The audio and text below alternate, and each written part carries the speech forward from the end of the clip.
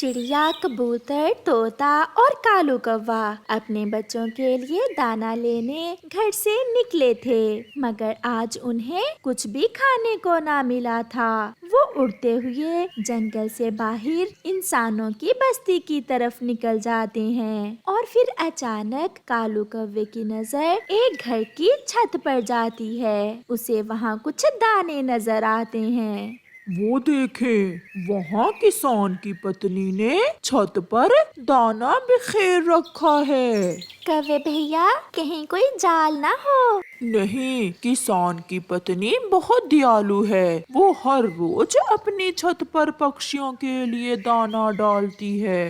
फिर वो सब छत पर दाना खाने के लिए उतरते हैं। आज के दौर में भी कोई इतना दयालु हो सकता है जो मुफ्त में पक्षियों को दाना खिलाए। थोड़ी दूर बैठी किसान की पत्नी पक्षियों की बातें सुन रही थी। खा लें, ये दाना आपके लिए ही है। अगर हम इंसान पेट भर कर खाते हैं तो आप पक्षी क्यों ना खाएं? माँ जी, मैंने सुना था कि कुछ कुछ इंसान बहुत अच्छे होते हैं और आज देख भी लिया। मैं जा रहा हूँ, शाम को देर से आऊँगा। अपनी पत्नी से ऐसा कहते हुए किसान अपनी बैलगाड़ी जोतकर खेतों की तरफ चला जाता है। पक्षी भी पेट भर के दाना खा लेते हैं और अपने अपने बच्चों के लिए दाना लेकर वापस घरों को चले जाते हैं। ऐसे ही समय गुजरता गया। किसान की पत्नी रोज पक्षियों को दाना डाल देती।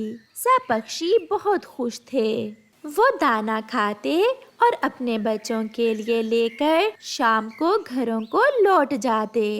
एक दिन की बात है, जब किसान अपने खेत में काम कर रहा था कि एक जहरीला नाग किसान को काट लेता है और किसान की मृत्यु हो जाती है। किसान की पत्नी अकेली रह जाती है और घर में आहिस्ता आहिस्ता दाना पानी खत्म हो जाता है। कई दिनों के बाद पक्षी जब किसान की पत्नी के घर दाना खाने आते हैं तो छत पर दाना ना देखकर बहुत निराश हो जाते हैं। वो सब किसान के घर आंगन में एक पेड़ पर बैठ जाते हैं। मुझे तो कुछ ठीक नहीं लग रहा। घर भी खाली खाली है और किसान की पत्नी भी नजर नहीं आ रही। चिड़िया ने अभी इतना ही कहा था कि सफेद साड़ी में लिपटी किसान की पत्नी कमरे से बाहर आती है। मुझे माफ करना मेरे पक्षी दोस्तों, मैं अब आपको दाना नहीं दे सकूंगी क्योंकि कल से मेरा छोटू भी भूखा है। मेरे पति को नाग ने डस लिया और वो मर गए। बहुत बुरा हुआ माँ जी। मुझे तो पहले ही शक हुआ था कि कुछ ना कुछ हुआ है जो आज आपने हमारे लिए दाना नहीं डाला। घर में वही कमाने वाले थे, मेरे छोटू के लिए दूध भी नहीं है। ऐसा कहते हुए किसान की पत्नी रोने लग जाती है। चिड़िया, किसान की पत्नी ने हमेशा हमारा साथ दिया है और आज इस मुश्किल की घड़ी में इन्हें अकेला नहीं छोड़ सकते। कुछ करना होगा, हमें कुछ करना होगा। हमें क्या करना है मुझे पता है, आप सब मेरे साथ आइए। फिर कालू कौवा अपने दोस्तों को साथ लेकर वहाँ से चला जाता है। कौवा घने जंगल से गुजरता हुआ अपने दोस्तों को पहाड़ों की तरफ ले जाता है और एक पुरानी गुफा के पास जाकर वो सब बैठ जाते हैं। कालू, हमें कुछ पता नहीं चल रहा कि आप कैसे किसान की पत्नी की मदद करने वाले हो। मैं आपको सब बताता हूँ। चिड़िया बहन, आप मेरे साथ चलें। हमें उस गुफा में जाना है और आप दोनों यहीं बैठें। फिर कालू कौवा चिड़िया रानी को साथ लेकर गुफा में जाता है। पुरानी गुफा में अंधेरा था, मगर एक कोने में कुछ चमक रहा था। चिड़िया, वो हीरा है। मैं जब पिछली बार इस गुफा में रुका था तो तब मैंने ये देखा था। तो इसका मतलब हम ये हीरा किसान की पत्नी को देंगे। हाँ, ये बहुत कीमती होता है। इंसान तो इसे ढूंढने के लिए पहाड़ों को खोदते हैं। कालू, मुझे बहुत खुशी महसूस हो रही है कि हम भी किसान की पत्नी के किसी काम आएंगे। ये कीमती हीरा हमारे तो किसी काम का नहीं है। फिर कालू कौवा और चिड़िया कीमती हीरा उठाते हैं और गुफा से बाहर निकलते हैं। दूसरे दोस्त भी चिड़िया और कौवे के पीछे पीछे उड़ते हैं। थोड़ी ही देर में वो सब फिर से किसान की पत्नी के पास पहुंच जाते हैं। मुझे पता है आप भूखे हैं, मगर मेरा विश्वास जानिए। मेरे पास अगर कुछ होता तो मैं आपको जरूर देती। हमें सब पता है और आप पर विश्वास भी है। हम आपकी मदद करने आए हैं। ये सुनकर कई दिनों के बाद किसान की पत्नी हंसने लग जाती है।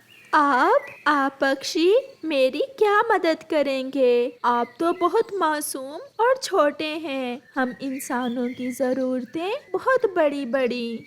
माँ जी, हम छोटे जरूर हैं, मगर हमारे अंदर दिल बहुत बड़े बड़े हैं। अगर सच्चे दिल से हम किसी का अच्छा सोचें तो ऊपर वाला मदद करता है। ये देखें, हम आपके लिए कीमती हीरा लेकर आए हैं। प्यारे दोस्तों, रानो चिड़िया की इस बात पर एक लाइक तो बनता ही है, तो आप जल्दी से इस वीडियो को लाइक कर दें। इतना चमकदार कीमती हीरा देखकर किसान की पत्नी की आंखें तो खुली की खुली रह जाती हैं। क्या सच में ये कीमती हीरा है? मुझे विश्वास नहीं हो रहा। आप इसे लेकर सुनार के पास जाइए और उसे बेचकर अपनी जरूरतें पूरी करें। और माँ जी, हमें ना भूल जाना, जो मजा हमें आपकी छत से दाना खाने में आता है वो कहीं नहीं आता। ऐसा कैसे हो सकता है कि मैं आपको भूल जाऊं, जब मेरे किसी रिश्तेदार, दोस्त, किसी पड़ोसी ने मेरा नहीं सोचा तो आपने मुझे याद रखा। मैं कैसे आपको भूल सकती हूँ? फिर किसान की पत्नी वो कीमती हीरा लेकर सुनार के पास जाती है। बूढ़े सोनार ने तो पहली बार इतना कीमती हीरा देखा था। वो हीरा देखकर हैरान हो जाता है। ऐसा हीरा तो लाखों में एक होता है। ये सच में बहुत कीमती है। फिर वो सुनार किसान की पत्नी को ढेर सारे पैसे दे देता है और किसान की पत्नी खुशी खुशी अपने घर लौट जाती है।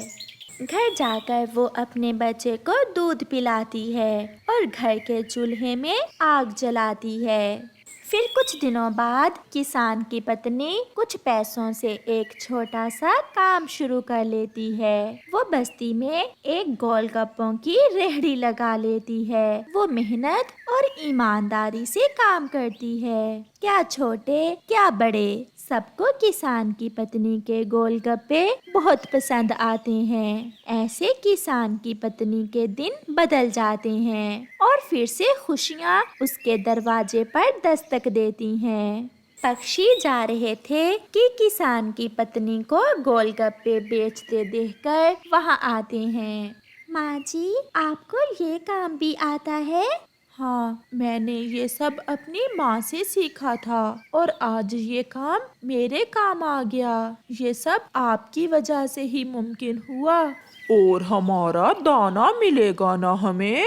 क्यों नहीं, आज तो मैंने आपके लिए मीठे फल रखे हुए हैं।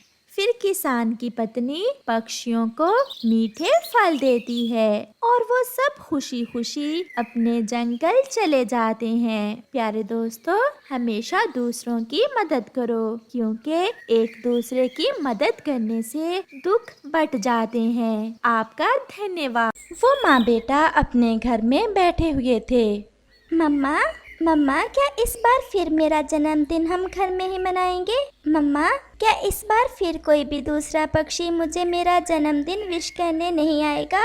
और खिलौने तो मुझे कभी नहीं मिले और मुझे पता है बर्थडे कैप तो मुझे कभी नहीं मिलेगा। वो छोटा कुक्कू एक ही सांस में अपनी मम्मा से कई सवाल करता है जिनका जवाब उसकी मम्मा के पास ना था। हम इस बार आपके जन्मदिन पर मीठा हलवा बनाएंगे। मम्मा आप यही कहने वाली हैं, मुझे नहीं खाना मीठा हलवा। आपके पापा को मीठा हलवा बहुत पसंद था। ये बात आप हर साल करती हैं मम्मा।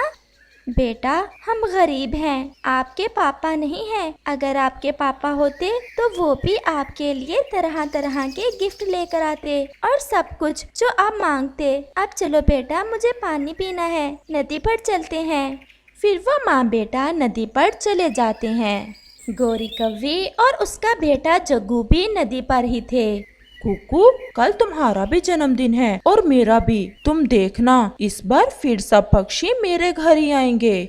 आएंगे क्यों नहीं, तुम्हारे पापा बड़े वाला केक लेने गए हैं बाजार में। और कुकू, मेरे लिए मेरे पापा बर्थडे कैप भी लाएंगे और साथ मेरे खेलने के लिए चाबी वाला एरोप्लेन भी। मुझे तो बहुत मजा आने वाला है। आप अमीर पक्षी हैं गोरी बहन, आप ये सब कर सकते हैं। सारे जंगल की चोरियां कर कर के बहुत माल इकट्ठा कर रखा है आपने। जग्गू, क्या आप मुझे भी अपने एरोप्लेन से खेलने देंगे?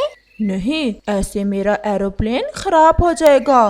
कुकू तुम आ जाना, जग्गू को खेलते हुए देख लेना। और हाँ, अपनी मम्मा को साथ न लाना। ये तो शक्ल से ही गरीब परिवार से लगती है। अनसल्यूट ना करवा देना मेरी।